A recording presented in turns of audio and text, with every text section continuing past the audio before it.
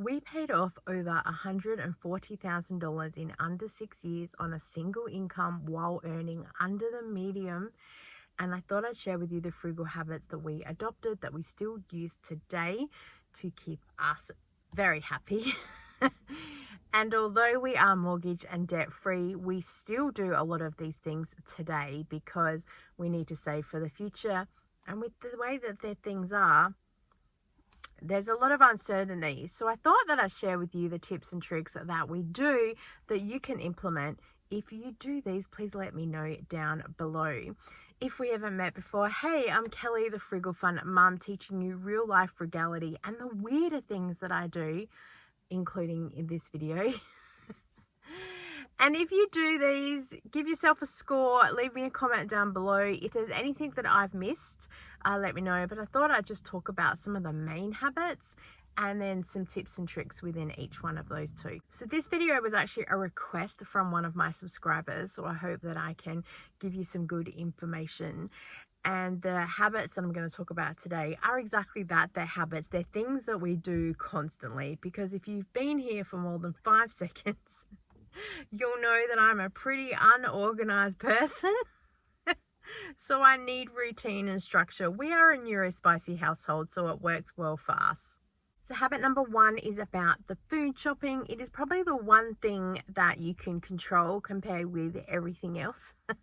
And when hubby and I first got married, he would get paid once a fortnight, and I did everything with cash. So I would go to the bank once a fortnight, pull out so much. I had it all jotted down. I used to do cash stuffing, and I literally would sit there with the envelopes, and this needs $2.75. Okay, in it goes.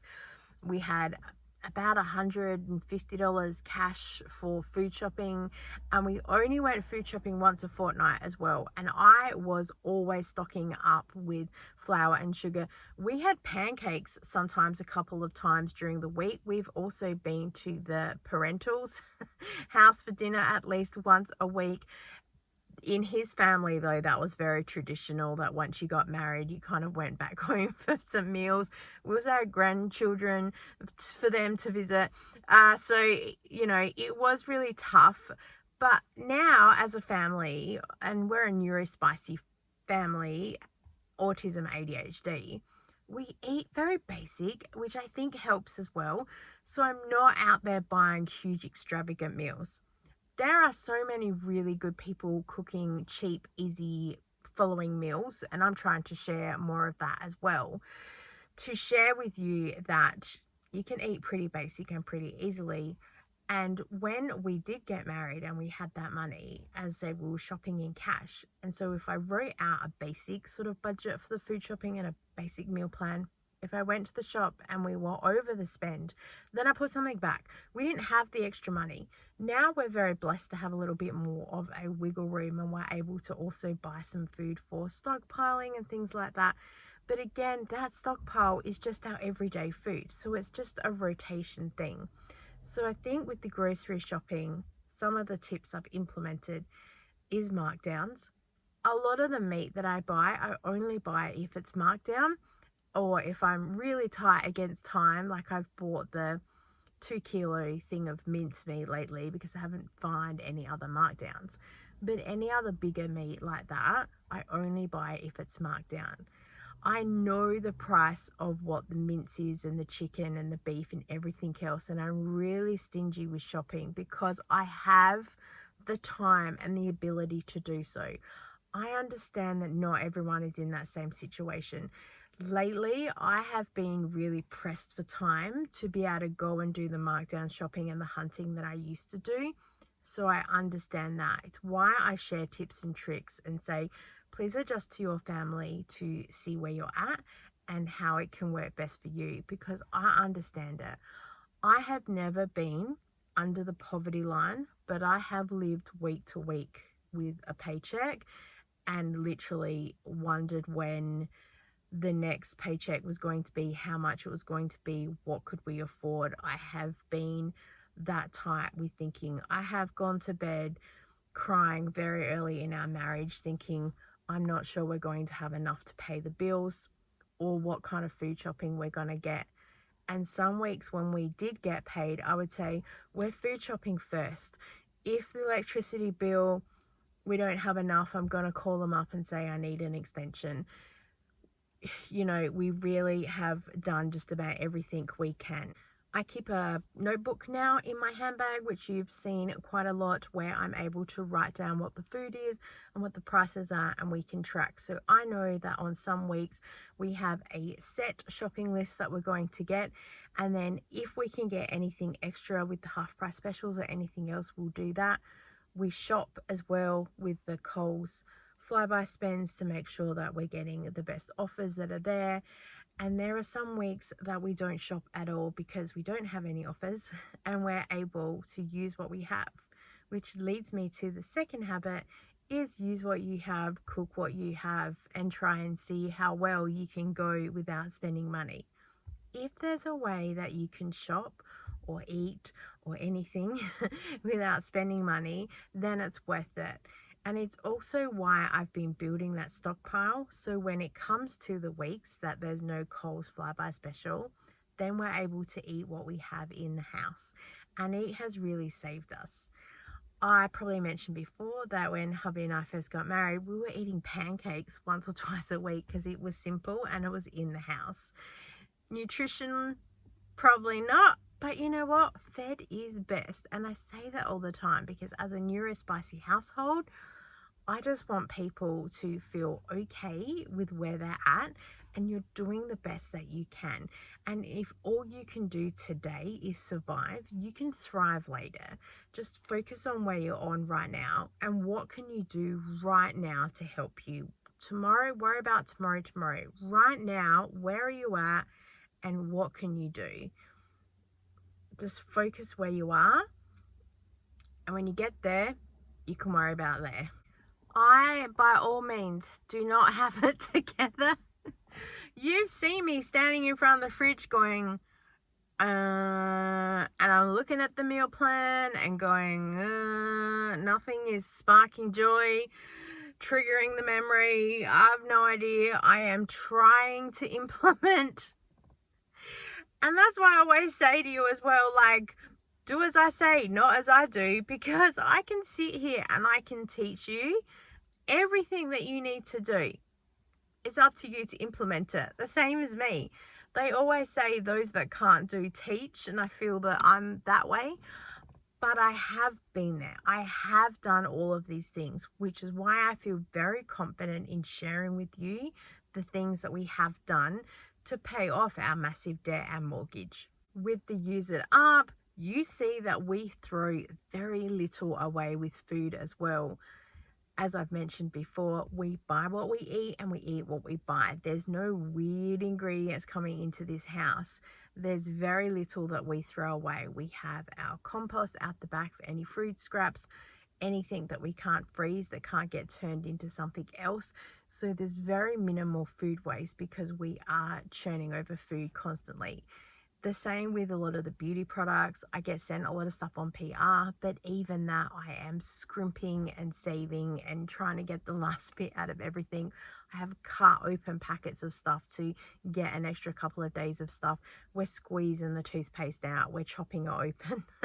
I'm doing everything I can to use up everything we can. My next habit is the default of buy nothing. Whether I'm doing a no buy week, a no buy year, which I've done on the channel before, or how can I get something for free that I don't have to buy for it, especially if I just want to borrow something, try it out or use it. So this is where I will use some of the systems that I have in place. We have the buy nothing group. I will often put a shout out on there. Does anyone have this thing I can borrow? I want to do this thing. I usually write half an essay. I'm like, does anyone have this thing that I can borrow? Because I want to try and do this thing. Trust me, I don't want to keep this thing once I finish with it. I just want to try it and then hand it back to you. That's been really helpful. And then I haven't had to go and buy a kitchen gadget that then it just sits in the house that creates clutter. The same with going to the library to pick up any of the free books that are in there. I'm able to read those and return them. I borrow so many cookbooks and other stuff. Why, I do not know. Coming back to the we eat very basic, I'm always looking at stuff thinking, how can I maybe adjust that for my family to make it easy? I'm always trying to learn and evolve and process things.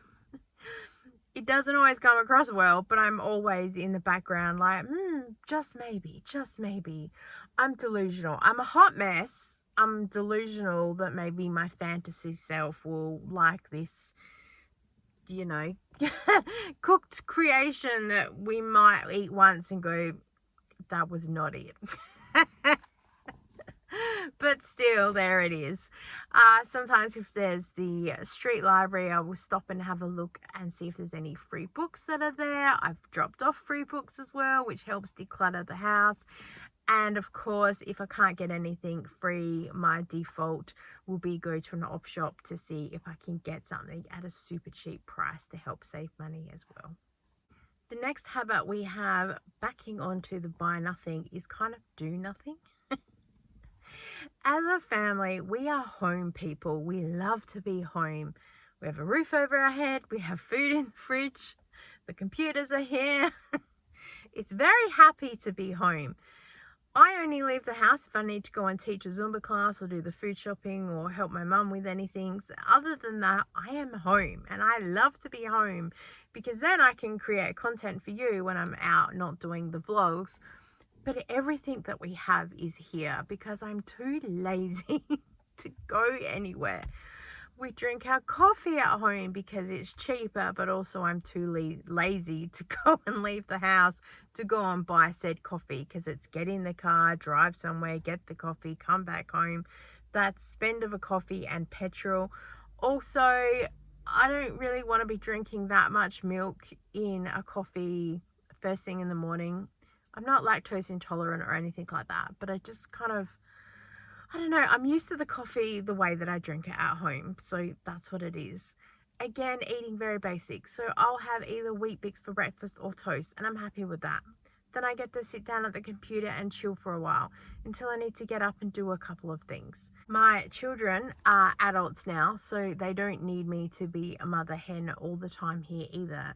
When they were younger, we still very much had that mindset of home is safe because as a neurodivergent household, the world is busy and it's very noisy out there and I need to control what I can control. We would often though go for a walk to the local library and then borrow for free DVDs or books or anything like that and then come home and then enjoy time at home. We have done the free school holiday programs that have been available, especially at Bunnings, they're really good, or at shopping centres. But again, we need to be home for another day or two to recharge and get over that, or it's go to grandparents' house. We've always been very lucky that we've lived near public transport. So if I've had to travel anywhere, I've made sure that we've travelled within the cheaper peak or off-peak period, whatever it's called. And they're just the little things like that that add up over time. I like to bake a lot as well. So of course, people like the food that I make here. And it's cheaper and quicker than, again, going to the shops. Because if I go to the shops to buy something, it's going to cost me $30. So if I can make something at home, I understand that not making everything is cheaper at home, but for my time and my sanity and the petrol and leaving the house and having to recover from that and doing everything else, it's cheaper for me. It's happier, it's safer, it's just better. And I say that to connect with my neurospicy people, but also anyone who is just like, I'm over people. I'm peopled out. Leave me alone. Also, being home, all our food is here. So if we do need to leave the house, we take our food and we take it with us because it's still that connect thing, if that makes any sense. So I've always got a muesli bar in my bag, or I make a sandwich. It's not glamorous, but for me, that's food safety and security. It's something that I eat at home. I know it's safe. I know it's prepared. And it just gives me that comfort. I have some food, I have something. I've pretty much always got my water bottle with me as well, and I can fill it up just about anywhere I go. So I rarely spend any money when I'm out either, because I know I have food and I know it's safe food as well. I'm not panicking, wondering where I can go to get food. I'm very covered.